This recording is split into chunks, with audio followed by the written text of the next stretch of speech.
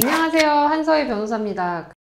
안녕하세요 여러분, 한서희 변호사입니다. 오늘 또 제가 준비한 내용은 AI와 관련된 법률적 책임 이 부분을 한번 살펴보려고 합니다. 이제 미국의 판결이라기보다는 지금 제기된 소송이고 진행 중인 사건이기 때문에 결론이 나온 건 아닙니다. 사실 업무에는 잘 못 쓰고 뭐 간단한 리서치나 이런 것들을 하는데 이제 사용하기도 하는데요. 근데 간혹 가다가 잘못된 답변이 나오기도 해요. 물론 항상 밑에는 AI가 제공하는 답변은 정확하지 않을 수 있습니다. 이런 디스클레이머가 붙어 있단 말이에요. 근데 그럼에도 불구하고 사람들이 뭐 굉장히 신뢰를 하거나 이럴 수도 있죠. 근데 이번 사건은 그런 사실관계 여부와는 다르게 약간 법률적인 다른 책임을 물은 사건 한번 가져와 봤어요. 되게 재밌는 사건인데요. 명예훼손 사건이에요.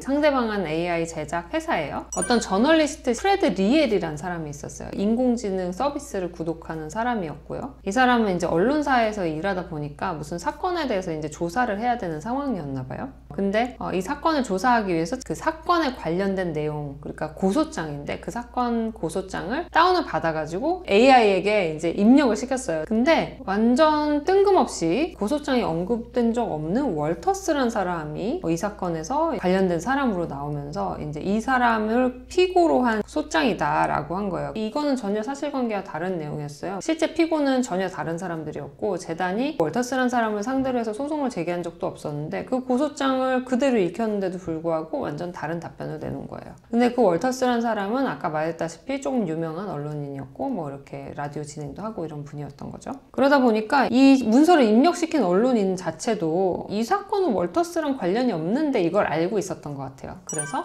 계속해서 이제 질문을 추가로 입력을 한 거예요. 실제 이 사건이 월터스를 상대로 제기된 사건이 맞니? 뭐 등등등 이렇게 했더니 월터스를 상대로 제기된 사건이 맞다고 하면서 그러면 나한테 그 고소장을 보여줘봐 이렇게 이제 입력을 하니까 별첨으로 고소장 문서를 딱 보여준 거예요. 근데 실제로 그 고소장은 자기가 다운로드 받아서 입력시킨 고소장하고는 다른 문서였던 거죠. 프레드 리엘이 이 사건을 가지고 이 회사가 월터스의 명예를 훼손했다라고 하면서 그 사실은 이제 월터스한테 알렸겠죠. 그리고 월터스는 결과적으로 내가 이걸로 인해서 손해를 입었다, 명예가 훼손됐다라고 해서 이 부분에 대한 명예훼손 사건으로 이제 소송을 제기한 사건입니다. 그래서 여기에 대해서 지금 그 회사는 약식명령 신청을 해놓은 상태예요. 약식명령이란 건 간단한 요건, 사실이 입증되면 판결을 내려달라라는 그런 요청이고 아직까지 이게 결론이 나온 상태는 아닌 걸로 알고 있는데요.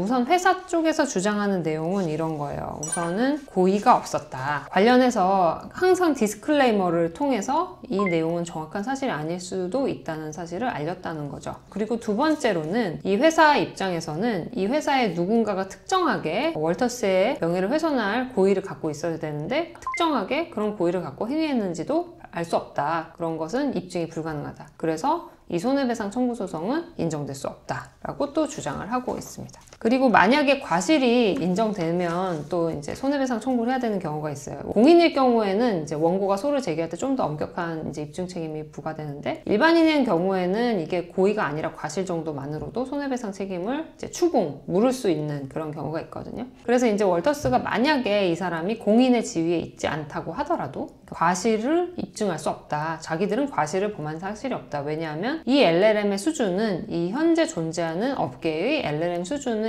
미치지 못하는 정도는 아니다. 그러니까 평균적인 LLM의 수준이다. 그래서 이거는 회사에 과실도 없었다. 이렇게 주장을 하고 있습니다. 마지막으로는 손해배상 책임인데요. 손해가 발생하지 않았다는 거거든요. 자기가 이걸 어디다가 뭐 공개하거나 쓴 것도 아니고 월터스 자체도 이게 허위사실이라는 걸 알고 있었어요. 프레드 리엘이란 언론인도 이런 내용을 물론 받아서 보긴 했지만 실제 사용하지 않았어요. 왜냐하면 이게 사실이 아니라는 걸 알았기 때문에. 이 회사 입장에서는 이거는 누구나 이 월터스라는 사람과 관련 없는 소송이라는 걸 알 수 있는 정도이기 때문에 사실상 손해가 발생하지도 않았을 뿐더러 손해와 인과관계도 없다 이렇게 주장을 하고 있습니다. 특히나 이 부분에 있어서 월터스는 자기가 이걸로 뭐 손해를 보지 않았다는 점도 인정을 한 바가 있다고 해요. 그래서 이런 부분들 때문에 결과적으로는 지금 회사에서는 손해배상 청구를 인정하면 안 된다라는 주장을 하고 있는 거죠. 아직까지 소송 결론은 나오지 않아 가지고요. 이거에 대해서는 조금 뭐 재밌는 사안이란 생각이 듭니다. 실질적으로 이런 사건들이 많이 발생할 수 있을 것 같아요.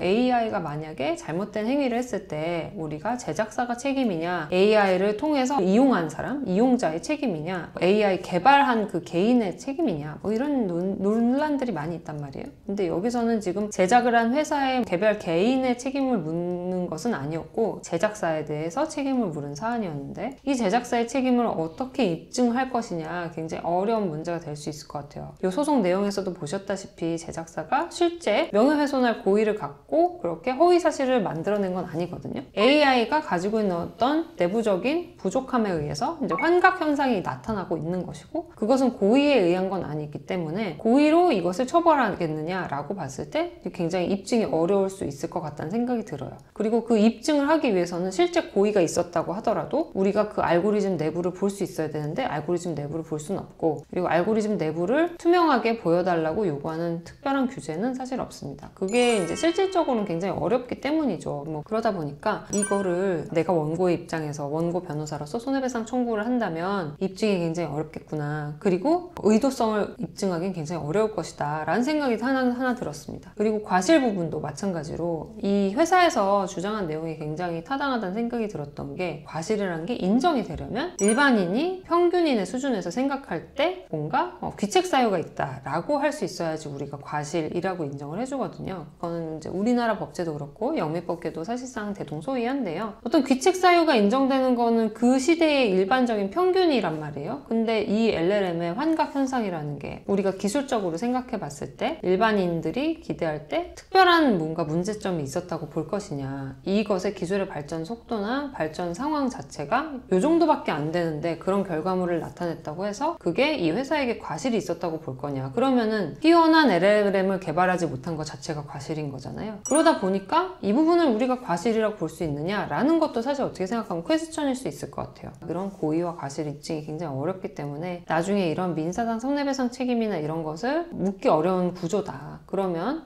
LLM이나 인공지능과 관련돼서는 뭔가 특별한 법리가 개발되어야 하는 것 아닌가? 이런 한 가지 생각이 들 수 있을 것 같아요. 그래서 지금 이 사건도 굉장히 좀 주목받는 사건인 것 같은데 앞으로 이런 사건들이 많이 생길 수 있을 것 같아서 계속해서 유의해서 살펴볼 필요가 있을 것 같고요. 특히 여기서 이제 우리가 보면 항상 이 LLM이나 이런 인공지능 서비스들은 이용 약관에 면책 조항이 들어가 있습니다. 그래서 반대로 우리가 회사 입장에서 한번 생각을 해보면 이용자한테 이러한 위험이 있을 수 있으니까 이러한 부분들은 주의해서 사용하십시오 라고 하는 부분을 꼭 고지할 필요가 있겠죠. 그래서 인공지능 서비스를 만약에 제공하시는 어떤 사업자분이 계시다면 이런 측면에서 이런 문제점이 발생할 수 있다는 걸 고지를 하고, 그 부분에 대해서 이용자가 인지했다는 것을 확인받을 수 있도록 체크 표시를 하도록 한다면 이런 향후의 손해배상 청구나 이런 과실책임 문제에서 좀 더 자유로우실 수 있을 것 같다는 생각이 듭니다. 그래서 오늘 제가 인공지능과 관련해서 법률적 책임에 대한 문제는 이렇게 한번 사례를 가지고 말씀을 드려봤습니다. 네, 여기까지 제가 오늘 준비한 내용 말씀드리고요. 다음에 또 재밌는 내용으로 찾아뵙도록 하겠습니다.